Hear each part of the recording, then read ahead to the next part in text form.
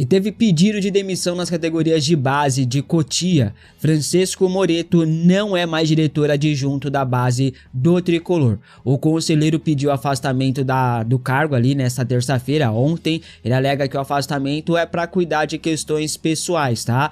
Moreto era um dos amigos aí, parceiros de Douglas Schwartzman, Júlio Casares, é um dos remanescentes da gestão anterior, né? Apesar disso, a RIMACYS não o demitiu, não teve pulso firme para fazer isso, né? O pedido de demissão de Moreto só escancara o quão fraco é o nosso novo presidente, o RIMACYS, e toda a diretoria dele. Até diziam nos bastidores que o Moreto já seria demitido, tá? Mas na prática nada aconteceu, até que o próprio Moreto pediu demissão. A ver quem vai ser aí o substituto para assumir a função deixada, mas de acordo com o portal, rapaziada, o portal, se não me engano, é o Tricolor na Web, né? Eles afirmam que o Moreto não pediu demissão. A informação da demissão do Gabriel Sá, só que o Tricolor na Web diz que o Moreto não pediu demissão e segue lá em Cotia. Os bastidores do São Paulo estão nebulosos, tá? Um negócio assim meio que dúbio, ninguém sabe de nada. Um diz uma coisa, outro diz outra. Vamos ver para ver se o São Paulo vai se posicionar oficialmente sobre essa questão, tá? Não sei o porquê que esses jornalistinhas de M, né, tanto reclamam da postura do torcedor. O torcedor, ele paga ingresso caro, ele vai em horários ali que não são tão bons para quem mora aqui na capital, obviamente, né, para quem trabalha e tal.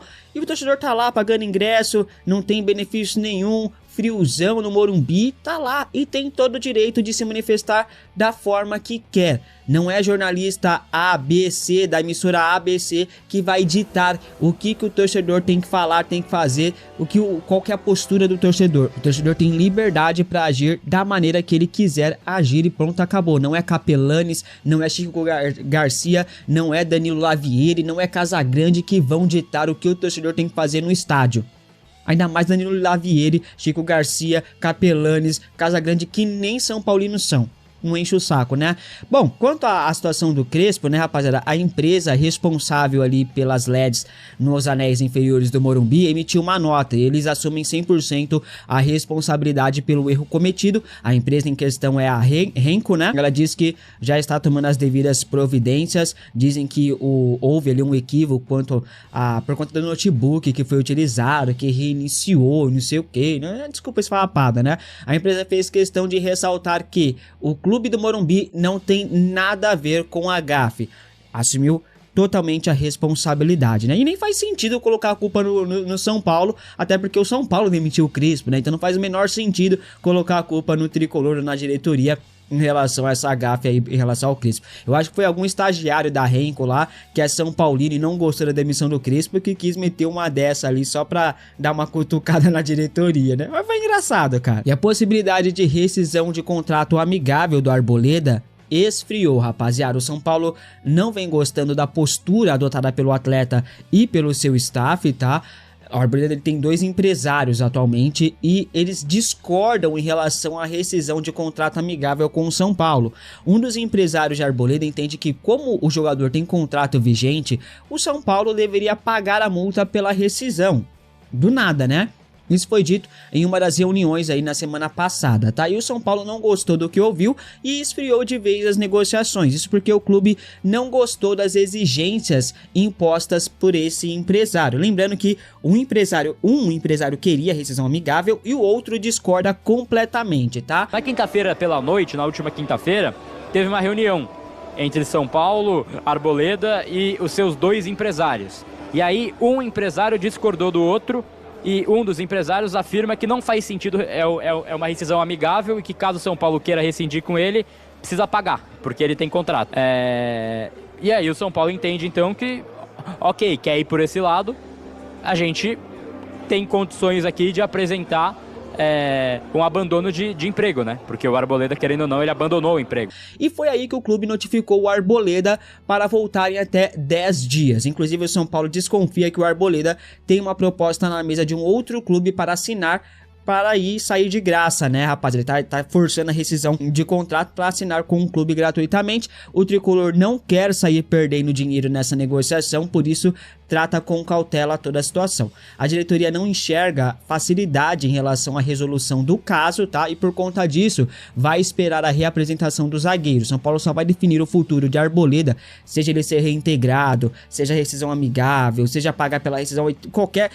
A definição só vai ser fechada, selada, quando o Arboleda voltar do Equador, se reapresentar no clube, tá? O prazo estipulado vence nessa semana, na verdade, né? Vence essa semana. Hoje, a possibilidade de rescisão amigável é muito improvável, tá? O caso do Arboleda deve virar uma novela mexicana. Existe a possibilidade do Arboleda ser reintegrado, treinar separadamente do elenco para ser negociado na próxima janela de transferências. Lembrando que o São Paulo não quer sair perdendo dinheiro dessa situação, pela desconfiança que o clube tem de que a Arboleda estaria já com uma proposta na mesa. Então o São Paulo vai com cautela e vai tentar forçar uma rescisão amigável, não, né? Uma rescisão unilateral por justa causa junto à FIFA, né? Então o São Paulo vai esperar esses 10 dias. Se o Arboleda não voltar, o São Paulo vai acionar a FIFA por questão de abandono de trabalho, porque o Arboleda literalmente abandonou o trabalho,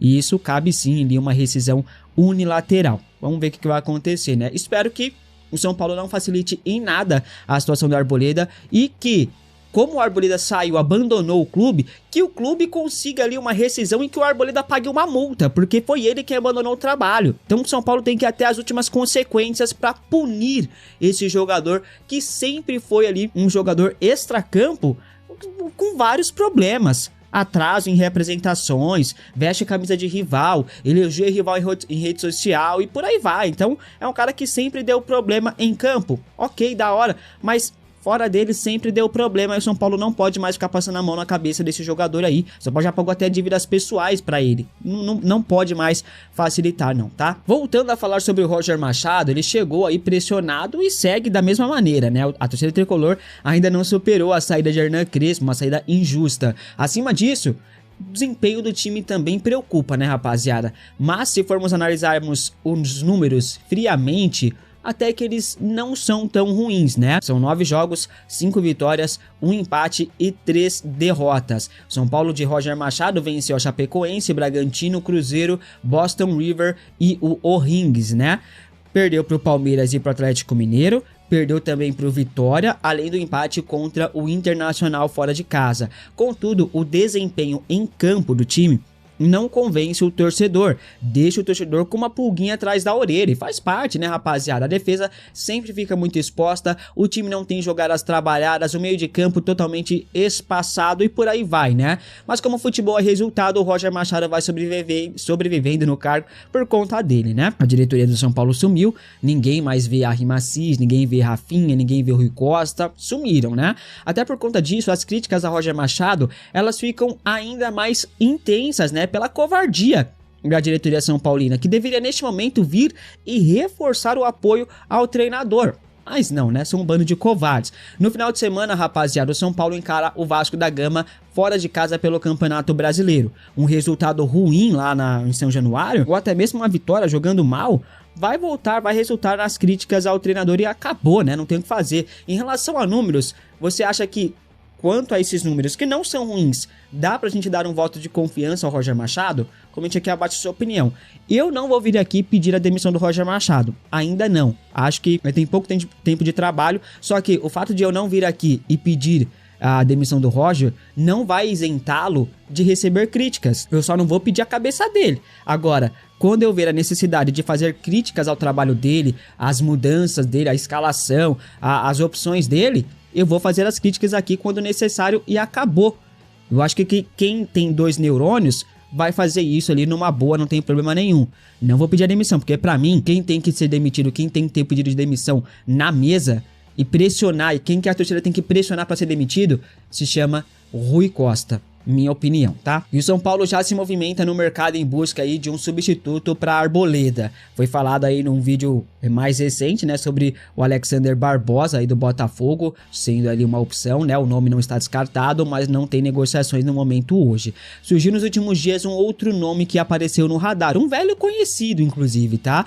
Roger Machado teria pedido a contratação de William Rocha no São Paulo. O zagueiro tem 31 anos, 1,91 m de altura, é destro, joga pelos dois lados da zaga e até mesmo como primeiro volante, tá? Ele nunca atuou profissionalmente aqui no futebol brasileiro. Ele é formado na base do Flamengo, passou rapidamente pelo Grêmio, mas consolidou sua carreira mesmo no exterior, né? Em Portugal, na Rússia e tal. Hoje ele pertence ao Al Jazeera do Catar, com quem tem contrato até junho do ano que vem. William Rocha chegou inclusive a estar na mira do São Paulo em outras duas oportunidades no passado, né? Em 2022, antes dele ir para o CSKA, e em 2023 também, né? Lembrando que em 2023 o São Paulo até tentou avançar pro William, né? Mas não conseguiu avançar ali e acabou trazendo quem? O Alan Franco, né? Foi isso que aconteceu. Inclusive eu tenho um vídeo aqui no canal falando sobre o William Rocha e o interesse do São Paulo. O William que queria jogar no São Paulo. O William já tinha aceitado a proposta do São Paulo, mas São Paulo teve uma reviravolta e trouxe o Alan Franco, que era um pedido do Rogério Ceni, né? Inclusive, o zagueiro, o William Rocha, ele repercutiu assistindo um jogo do São Paulo lá em 2022 pelo Paulistão, né? Hoje, o valor de mercado de William é de 4 milhões de dólares. Pouco mais de 20 milhões de reais na cotação atual. William Rocha seria uma indicação de Roger Machado desta vez. O clube tem receio de trazer um jogador, de investir em um jogador de indicação de treinador, que ainda mais um treinador que nem tem garantida ali a permanência até o final do ano, né? Você aceitaria William Rocha no São Paulo? Acha um bom reforço? Comente aqui abaixo a sua opinião. Neste momento não há negociação em andamento por ele, tá? O nome foi sugerido de acordo com o portal Radar da Bola e também o portal Avante Meu Tricolor. Provavelmente São Paulo está ali em termos de avaliação ali da situação do jogador. Vamos aguardar. Miller, ídolo da torcida do São Paulo, postou uma foto ao lado de Diego Fernandes. Na legenda, o ex-jogador diz o seguinte, abre aspas, jantar com o meu amigo e futuro investidor do nosso tricolor, fecha aspas. Será que o Miller tá sabendo de alguma coisa nos bastidores a qual a gente ainda não sabe? Vamos aguardar. Diego Fernandes já havia dito que fez uma proposta ao São Paulo, mas o portal Info São Paulo afirma que a oferta não foi realizada. Eles acreditam essa informação ao blog do São Paulo do Alexandre Zanqueta. Confesso que eu fui procurar lá no site deles, mas acabei não achando a informação, tá? Segundo a apuração, a diretoria do São Paulo garante que não recebeu nenhuma proposta do empresário Diego Fernandes. Nessa postagem do Info São Paulo, o Diego Fernandes respondeu e reforçou, dizendo o seguinte, abre aspas, a proposta foi enviada no dia 6 de abril e ela em breve será pública, fecha aspas. Dia 6, inclusive, foi o dia do lançamento ali do primeiro vídeo do São Paulo Day, né, no canal aqui no YouTube mesmo, tá? A torcida está ansiosa para saber detalhes dessa proposta do Diego Fernandes. O empresário diz que vai revelar tudo nos próximos vídeos no canal do São Paulo Day, aqui mesmo no YouTube, tá? A diretoria nega que tenha recebido proposta, mas o empresário diz e garante que já fez essa proposta. Então vamos aguardar para ver quem tá com a razão. Se essa proposta foi feita mesmo, por que ainda ninguém falou sobre ela? Por que ela sequer foi levada ao Conselho Deliberativo para debate? Por que ninguém... O que tá acontecendo no São Paulo, cara? Impressionante, né? Mas vamos aguardar aqui para ver.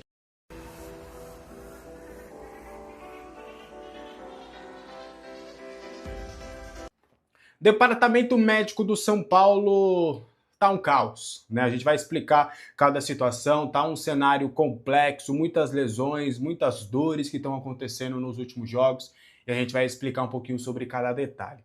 Lucas Moura é a boa notícia, ele pode retornar antes da Copa do Mundo, antes da pausa da Copa do Mundo, e de acordo com o que a gente tem de apuração, existe uma possibilidade dele retornar entre os confrontos entre Juventude e Fluminense, ou seja, ele poderia jogar de pelo menos 4 a 6 jogos ainda antes da pausa para a Copa do Mundo. Ele está se recuperando super bem do que a gente tem de apuração e hoje ele já retornou ao CT, tem feito alguns trabalhos no CT, inclusive ele mesmo chegou a divulgar em suas redes sociais, já está melhor das fraturas e aí a expectativa é dele cumprir todo o protocolo de recuperação como ele tem feito, só que o tempo mínimo. Vocês vão lembrar que quando ele tem aquela lesão contra o Atlético Mineiro, a gente traz a informação, ó, é de 6 a 8 semanas. E tudo conspira de algo positivo para que ele cumpra todos os protocolos no prazo mínimo. Então existe uma boa possibilidade aí do Lucas Moura retornar antes do previsto e poder jogar ainda alguns jogos antes da pausa. Mas é claro, também a gente vai ter que diminuir a nossa expectativa. Acho que o melhor que o Lucas Moura poderá nos contribuir vai ser pós-Copa do Mundo, porque ele vai ter 6 jogos depois de um período sem jogar. Então, até ele pegar ritmo, até ele pegar o condicionamento físico, até tudo isso acontecer, obviamente já vai ter a pausa da Copa do Mundo. Então, é só um cenário positivo da recuperação de um atleta, mas eu acho que também a gente tem que diminuir um pouquinho a nossa expectativa nesse momento e contar realmente com o Lucas Moura somente após a Copa do Mundo. Mas ele está evoluindo super bem. Já está melhor da fratura das costelas, já tem conseguido fazer alguns trabalhos importantes, então a expectativa é ali pós-jogo contra o Ings, contra ali o Corinthians, depois ali na volta contra o Juventude, a depender na volta do Maracanã contra o Fluminense, algum jogo aí, vai ter um período em março que o São Paulo vai jogar 4 jogos fora de casa. Algum período aí que o São Paulo retorne para sua casa, o Lucas Moura já pode retornar, tem evoluído super bem. E bora torcer, o Lucas Moura tem contrato, gente. O Lucas Moura tem contrato, é São Paulino, o que nos resta neste momento é torcer para que ele volte o mais rápido possível e possa ajudar esse time aí do Roger Machado. Você ainda acredita que o Lucas Moura poderá contribuir com o São Paulo até o término dessa temporada? Quero saber a sua opinião aqui nos comentários. Ferreirinha, ele preocupa para o jogo contra o Vasco? E a resposta é sim. Não só preocupa, como ele não deve viajar para o Rio de Janeiro. O Ferreirinha, ele vinha numa pegada legal de jogos, né? Pelo menos em continuidade. Ele tinha jogado contra o Boston River, contra o Cruzeiro, contra o Boston River e também viajou lá para Salvador, pegou uma sequência de 3 jogos. E aí o Ferreirinha a gente sabe, né, que sempre quando acaba tendo uma sequência importante, ele acaba tendo um ou outro probleminha físico. Talvez tenha faltado ali por parte da comissão técnica, ou até chegou a ser feito nos treinamentos, mas pelo menos nos jogos, talvez tenha faltado uma dosagem de minutos. Mas fato é que o Ferreirinha sentiu um edema na coxa, tá com algumas dores na região, o que vão impossibilitá-lo de voltar contra o Vasco da Gama, segundo o que a gente apurou. O São Paulo folgou nesta quarta-feira, inclusive a expectativa era de não ter folga, mas por conta do calendário cheio, de tudo, a comissão técnica voltou atrás e colocou essa folga nesta quarta-feira, então o elenco vai se reapresentar na quinta-feira às 10 horas. Então, inclusive esse treino vai ser aberto para a imprensa.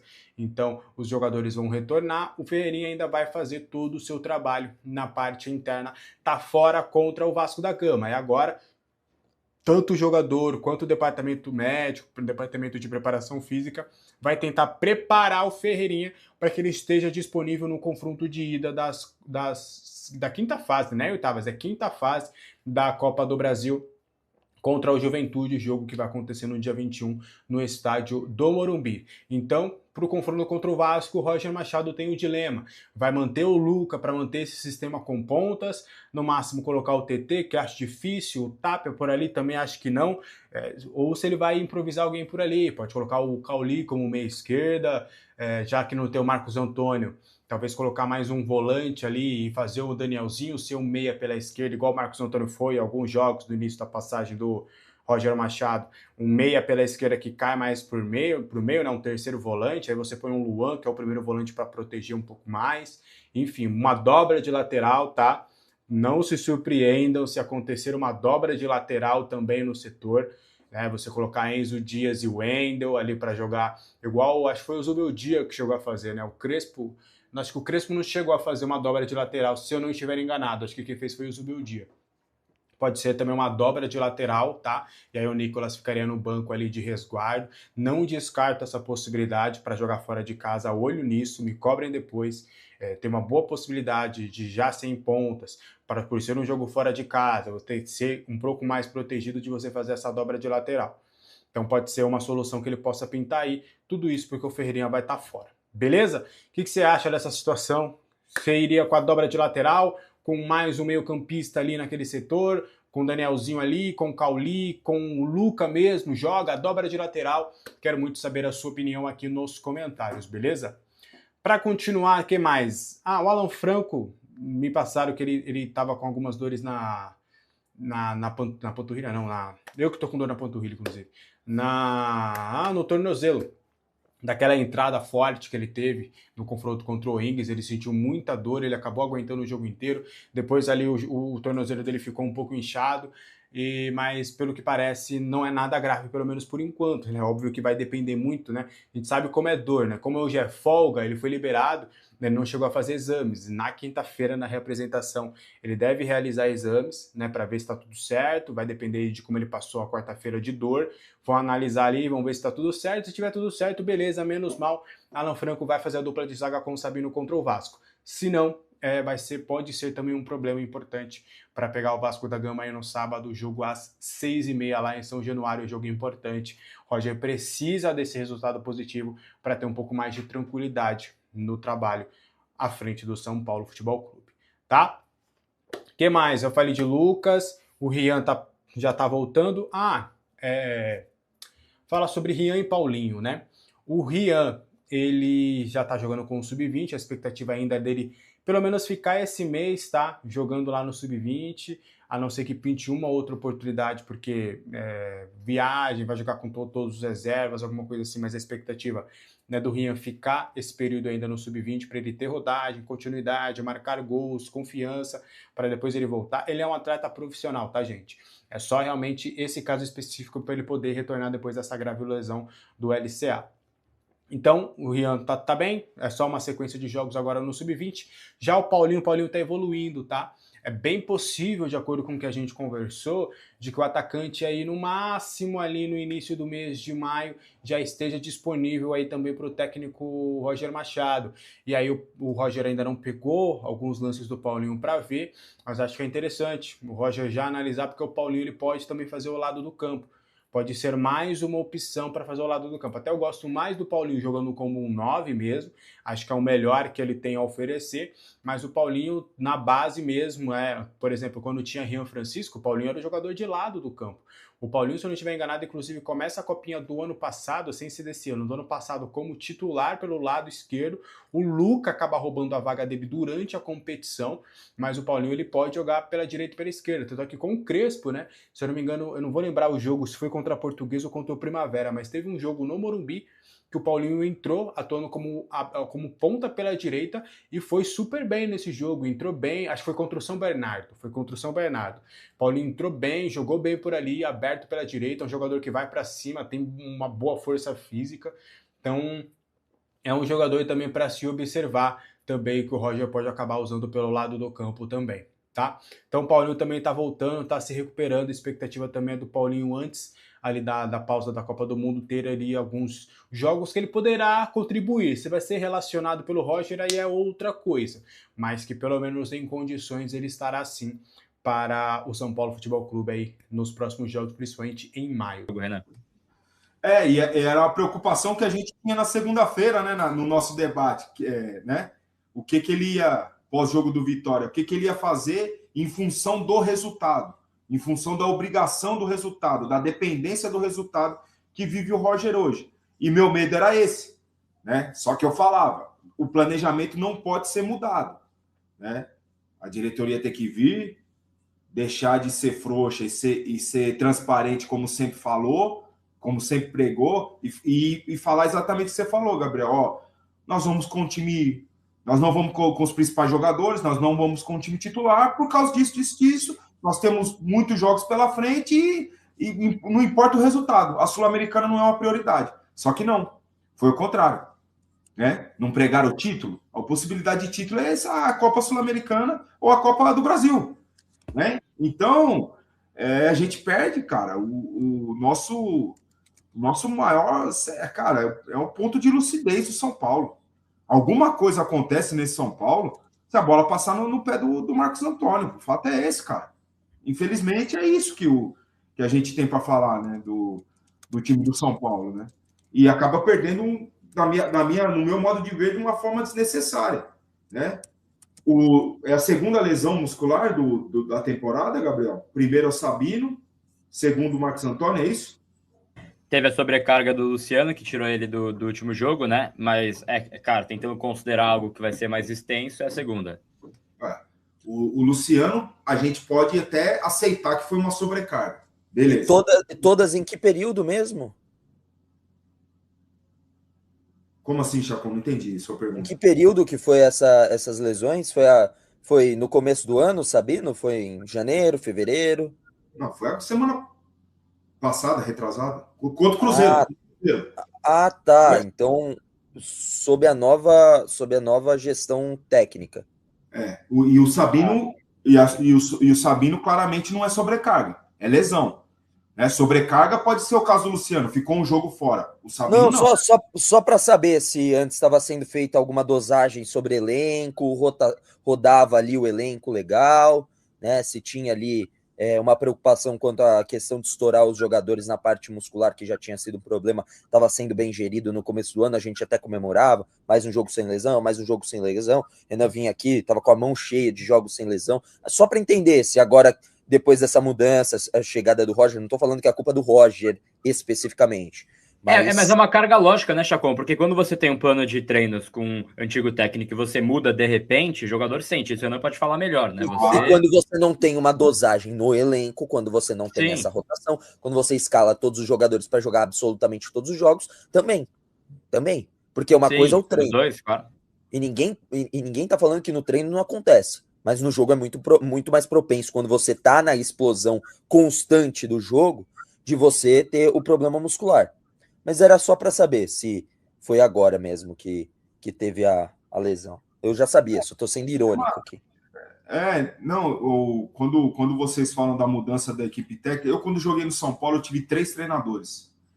O preparador físico era sempre o mesmo, não mudava o preparador físico, né? Então, porque era uma metodologia de trabalho físico, né? E não importa o treinador, porque muda o sistema de jogo e muda também as valências físicas, a forma que o cara tem de jogar. Tem treinador que gosta de jogar de uma forma da perseguição individual, você tem que ter muita resistência. Tem um que gosta da agressividade no setor, você tem que ter mais potência. Né? Então, tudo isso varia. E nós não tínhamos isso. O trabalho era sempre o mesmo com o Carlinhos Neves, com o Sergião, com a equipe física, né? Com a equipe da preparação física, com o Wellington, o fisiologista e tal. Então, isso não mudava.